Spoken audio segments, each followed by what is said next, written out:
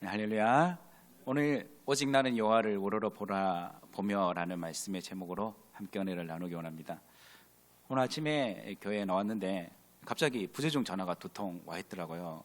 그래서 어떤 전화인가 싶어 전화해봤더니 아무래도 저 아파트에 주차를 해놨는데 차를 박았다고, 와서 봐야겠다고, 바쁜데 너무 분주한데, 그래서 급히 일단 보고 왔거든요. 그리고 초등부 예배를 마치고 내려가는데 바지 단이 밑에 뜯어져 가지고 바지를 또 갈아입으러 김경주 집사님 차를 태워줘 가지고 집에서 바지 갈아입고 그렇게 오고 막 분주한 하루를 보냈습니다.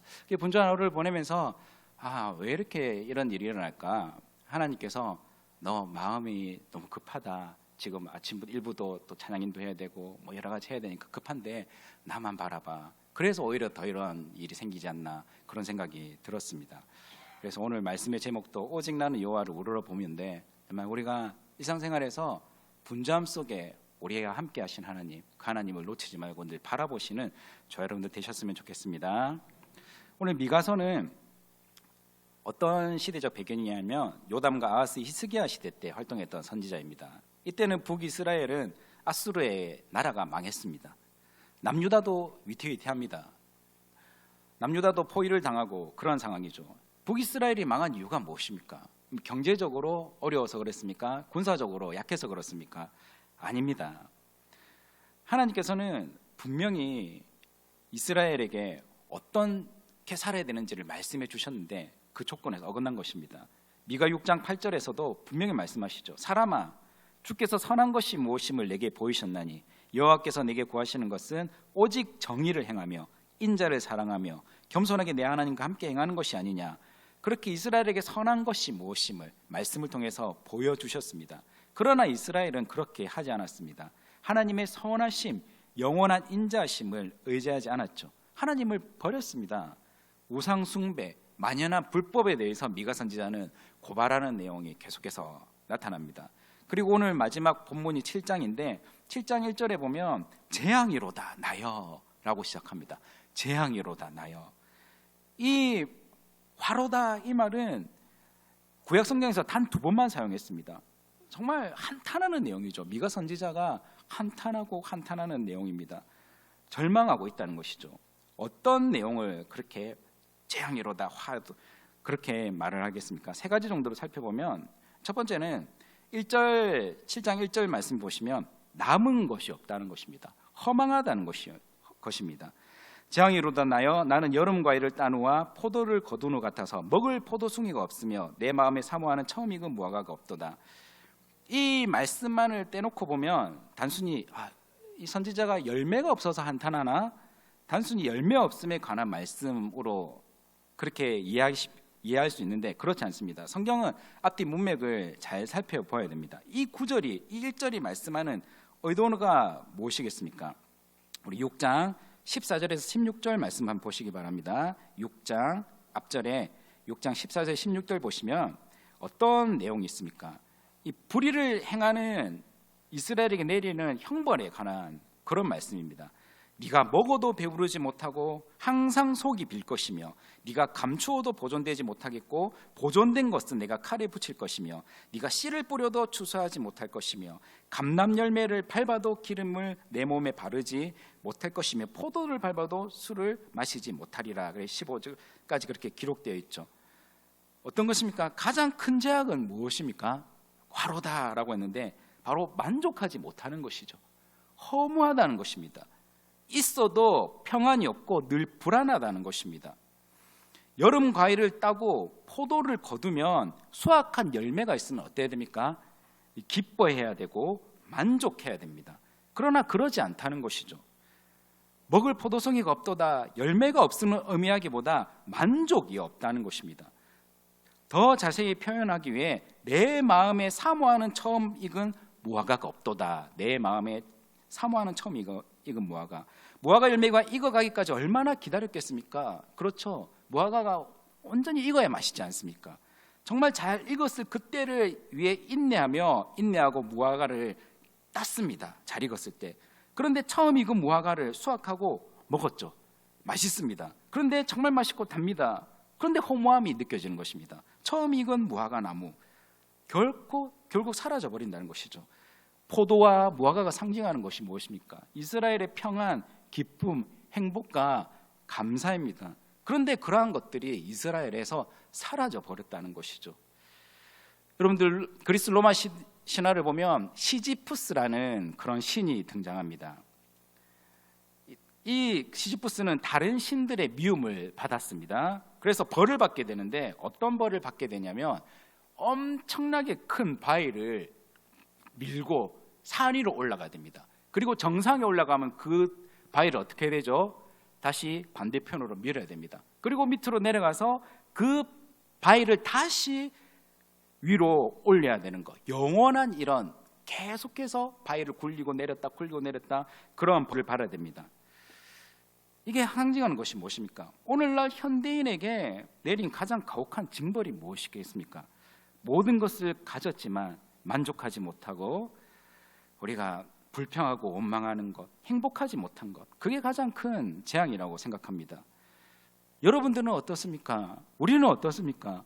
뭔가 열심히 살아온 것 같은데 열심히 살아서 지평수도 넓히고 자녀들도 키우고 편안한 차도 샀는데 참된 만족이 있습니까? 허무하진 않습니까?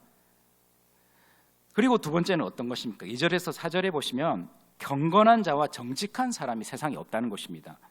오늘 7장 2절에서 4절에 보시면 그렇게 쭉 기록되어 있죠. 정말 끔찍한 그런 기록들입니다. 사람들이 얼마나 악한지에 대해서 기록해 놓았죠. 가장 선한 자라도 가시 같고 정직한 사람도 찔리 울타리보다 더하도다. 그런 이런 시대적 형편에 대해서 이 미가 선지자는 한탄하고 있습니다. 선지자가 한탄한 내용은 이스라엘 주변 이방 나라에 대한 한탄이 아닙니다. 하나님의 나라, 하나님의 백성이라 불리는 이스라엘에 대한 그런 상황이죠.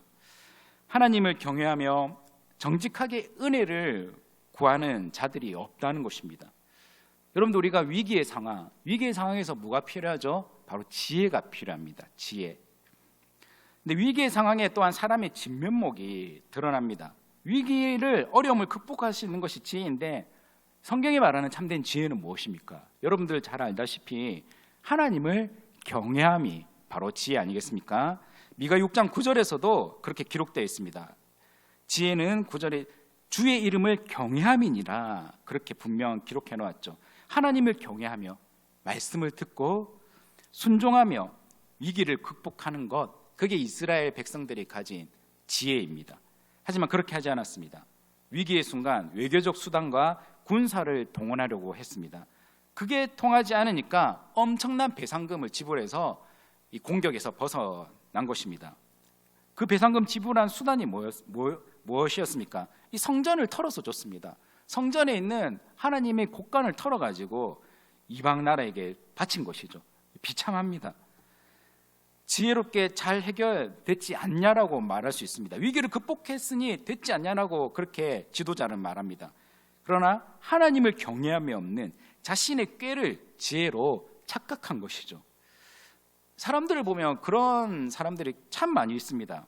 꾀를 내어서 이득을 보거나 정직하지 못한 방법으로 편의를 누리는 것, 세금을 조금 덜 내거나 그런 것들, 그걸 지혜로 자랑하는 사람들이 많습니다. 그런 자들, 그렇게 모은 재산, 이득, 평안 누리지 못하는 것이 가장 큰 재앙이라는 것이죠. 경건한 자가 세상에서 끊어졌다. 선지자가 한탄합니다. 지도자와 재판관, 권세자, 자기 마음의 욕심을 말하고 서로 그렇게 결합해서 꾀를 내고 살아가는 그런 형편에 대해서 이 선지자는 한탄하고 있습니다. 여러분들 미국 대통령이 취임식 때 어떻게 취임하는지 잘 알고 계시죠? 이 성경에 손을 얹고 선사하는 나라가 바로 미국입니다.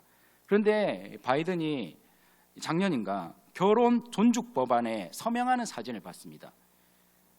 거기서 서명하면서 이렇게 말했습니다. 모든 혐오와 증오에 대한 해독제는 사랑. 정말 기가 막힙니다. 한때는 선교사를 가장 많이 보내는 나라, 하나님의 놀라운 은혜가 부어졌던 나라이지만 지금은 아닙니다. 어디 그 입에 함부로 사랑을 담을 수 있습니까? 결혼 존중법안이 무엇인지 잘 아시죠? 남자 여자 상관없이 모든 주에서 이렇게 결혼을 하려고 하면 법으로 존중해야 된다. 그겁니다. 이 동성애를 다른 주에서는 막았는데 모든 주에서, 미국에 있는 모든 주는 그걸 막으면 안 된다. 그거죠. 그게 바이든이 서명을 했습니다. 모든 혐오와 증오에 대한 해독제는 사랑. 참 기가 막히는 그런 말이죠. 오늘날 전 세계적으로 하나님을 경외함이 없습니다. 성경에 대한 하나님의 말씀과 경고를 무시한 채 타락한 인간 본성, 그 욕심을 따라가는 그런 세대이죠. 철저한 인본주의입니다. 하나님이 경외함 없는 인간 중심의 오만함이 모든 것을 병들게 만들었습니다. 그러나 지금은 그 사람들이 큰 소리치며 교만한 웃음을 짓고 있는 그들이 정의 하나님, 공의 하나님께서 매를 드실 것입니다. 그리고 세 번째 어떤 한탄입니까? 5절과 6절 말씀해 보시면 의지할 만한 사람이, 믿을 만한 사람이 하나도 없다는 것이죠. 심지어 가족조차도 없다는 것입니다. 여러분들, 우리나라가 OECD 국가 중에 자살률 1위입니다. 의지할 사람, 믿을 사람 한 명이라도 있으면 자살하지 않는다고 합니다. 그러나 그러지 못하기 때문에 사람들이 자기 목숨을 던지는 것이죠. 가까운 사람이 더 상처와 아픔을 줍니다. 해외 이민자, 해외 여행객 가장 조심해야 될 사람이 누구입니까? 바로 같은 조국 한국 사람입니다. 이단들이 어떤 술법을 씁니까? 얼마나 친절하게 모든 것을 아낌없이 베풀고 사랑해 줍니까? 그 결과는 영원한 지옥 형벌로 같이 끌고 가는 것이죠. 우리가 많이 부르는 찬송을 지은 성경민 목사라는 목사님이 있습니다. 정말 아름다운 찬양을 많이 지었는데 그분이 오랫동안 함께 동역해온 믿고 맡기는 사람이 있었습니다. 그의 모든 재정을 담당했던 그런 동료였습니다. 그러나 한순간 모든 것을 다 빼돌리고 잠적해버렸습니다. 그 배신감 얼마나 크겠습니까? 오늘 말씀에서도 그렇게 기록되어 있죠. 내 품에 누운 여인에게라도 내 입의 문을 지킬지어다. 성경의 인물 중에 떠오르는 사람 있지 않습니까? 삼손이죠. 삼손과 드릴라. 그리고 이웃, 심지어 믿었던 여인, 그리고 가족에게까지 믿지 말라고 그렇게 기록되어 있습니다. 여러분들 잘 아는 박수홍, 그렇죠. 박수홍도 마찬가지입니다. 그리고 우리 안정환도 마찬가지입니다. 여러분들 안정환 예전에 작년에 이 월드컵 때 조규성하고 안정환의 외모를 비교하던데 여러분들 잘 알죠? 어디 감히 조규성과 안정환의 외모를 비교합니까? 맞죠? 안정환은 급이 다릅니다. 급이. 근데 그 안정환 부모 없이 컸습니다. 축구부 하면 빵과 우유 준다고 축구를 시작했다고 합니다. 그나마 선배들이 그거 빼앗아 가지고 못 먹을 때가 많았다고 합니다. 축구화 살 돈이 없어 가지고 1,000원짜리 비닐로 된 축구화 찢어져도 그래도 신었다고 합니다. 중학생 때는 돈이 없어 가지고 공사 현장에서 일을 했습니다. 재능이 아무리 뛰어나도 그때는 돈 없으면 엘리트 축구 선수가 될 수 없었습니다. 그래도 연습하고 또 연습했습니다. 연습의 결과 꽃을 피웠죠. 2002년 세계적인 스타가 되었습니다. 월드컵 때 다 기억하실 것입니다. 근데 그때서야 자기가 안정환 엄마라고 나타난 사람이 있었습니다. 그런데 그 엄마가 빚이 엄청 많았습니다. 안정환 일이 잘 풀리지 않아서 이탈리아 페루자에게서 쫓겨났습니다. 그리고 빚 갚아주는 조건으로 일본 리그에서 뛰어야 했습니다. 가장 가까운 가족이 우리에게 위로가 되어주고 안식이 되어주고 힘이 되어주지만 그러지 못한 가정들도, 집안 사람이 원수인 가정들도 정말 많습니다. 오늘 오전 2부 예배 때 우리 김종현 장로님 기도한 것처럼 정말 지금 이 시대 그렇지 않습니까? 부모가 자식이 부모를 죽이는 그런 시대를 우리가 살아가고 있습니다. 가장 믿고 가장 사랑하고 가장 의지하는 대상이 남편과 아내가 되어야 되는데, 부모와 자식이 되어야 되는데, 형제들이 되어야 되는데 그러지 않습니다. 배신당하고 학대당하고 착취당하는 현실, 그 상처와 아픔이 얼마나 크겠습니까? 이런 상황들을 바라보며 선지자는 한탄하고 또 한탄합니다. 사랑하는 여러분, 오늘날 저와 여러분들이 살아가고 있는 이 모든 환경, 우리의 하는 일들, 나라, 문화, 사회, 이웃과 가정, 모든 관계, 어느 것 하나 우리 마음을 시원하게 하고 마음을 기쁘게 하고 행복하게 하고 감사하게 하고 평안하게 하는 것들이 많이 없는 것 같습니다. 지금 선지자의 한탄처럼 뉴스를 틀면 불안하고 공포스럽고 모든 것을 둘러봐도 한탄과 한숨만 나오는 그런 현실은 아닙니까? 그러나 성도님들, 이 본문은 한탄과 한숨, 우울한 현실에 좌절하는 것으로 끝나지 않습니다. 예수님 모르는 사람들은 겨우 현실에 수긍하면서 어쩔 수 없이 살아갈 뿐이겠죠. 절망적인 현실을 부정하려고 정신승리라는 말 있지 않습니까? 그렇게라도 하루하루 꾸역꾸역 살아갑니다. 이 시지푸스의 그런 형벌, 그걸 어떻게 미화하냐면 사람들은 비록 다시 바위를 정상까지 올려야 하지만 포기하지 않는 의지를 나타내는 것이다, 그렇게 애써 미화해보지만 어쩔 수 없는 형벌은 형벌입니다. 정말 아무것도 없는 그런 허무함을 표현한 것일 뿐이죠. 근데 그걸 붙들고 그렇게 미화할 뿐이죠. 인간의 한계가 드러나는 것입니다. 그러나 저와 여러분들은 어떻습니까? 우리는 하나님의 사랑으로 구원받은, 우리는 예수 그리스도의 십자가 대속의 은혜를 받은 우리는 지금 현실이 끝이 아닙니다. 한탄이, 절망이 끝이 아닙니다. 한탄과 절망 이유가 중요합니다. 사도 바울도 절망했습니다. 한탄했습니다. 오호라, 나는 공고한 사람이로다. 이 사망의 몸에서 누가 나를 건져내라. 그러나 그 다음 고백이 중요하죠. 로마서 7장 25절에 우리 주 예수 그리스도로 말미암아 하나님께 감사하리로다. 아멘. 저 여러분들이 무엇을 누구를 바라보느냐, 무엇을 누구를 의지하느냐, 지금 현실 너머로, 한탄하게 만드는 현실 너머로, 나의 삶 너머로, 세상이 끝나가는 이 세상 가운데 격동하는 세계의 정세 너머로, 모든 관계 너머로 무엇을 바라보고 의지하느냐가 중요합니다. 우리 7절 말씀 함께 고백해 보겠습니다. 오직 나는 여호와를 우러러보며 나를 구원하시는 하나님을 바라보나니 나의 하나님이 나에게 귀를 기울이시로다. 아멘. 나의 대적들이, 원수 마귀 사탄이 저와 여러분들의 이런 한탄과 또 한심한 우리의 상황들, 나의 연약함들, 죄로 인해 무너진 그런 모습들, 마음을 보고 기뻐하고 조롱한다는 생각하면 어떻습니까? 너무 억울하지 않습니까? 사탄의 조롱거리로 나의 삶이 재료로 사용되게 가만히 내버려 두어서는 안 됩니다. 8절 말씀 보십시오. 나의 대적이여 나로 말미암아 기뻐하지 말지어다. 나는 엎드러질지라도 일어날 것이요 어두운 데에 앉을지라도 여호와께서 나의 빛이 되실 것이미로다. 아멘. 우리는 하나님의 자녀입니다. 세상의 모든 것이 우리를 포기하게 만들고 친구와 가족들이 우리를 배신하고 조롱할지라도, 심지어 내 스스로가 나를 포기할지라도 하나님은 결코 우리를 포기하지 않으십니다. 나는 엎드러질지라도 일어날 것이요 어두운 데에 앉을지라도 여호와께서 나의 빛이 되실 것이미로다. 엎드려져 있는 나의 손을 주님이 잡아 일으켜 주실 것이고, 이 어두움의 절망적인 상황에서 하나님이 우리에게 빛이 되어 주십니다. 여러분들 삼손을 보십시오. 머리 다 깎이고 두 눈까지 다 뽑혀서 블레셋의 다곤의 신당에 살아있는 전리품으로 바쳐졌습니다. 다곤의 신당에서 원수의 조롱거리, 놀림거리가 된 것이죠. 얼마나 후회하고 후회했겠습니까? 후회는 아무리 빨라도 늦은 것이라는 말이 있습니다.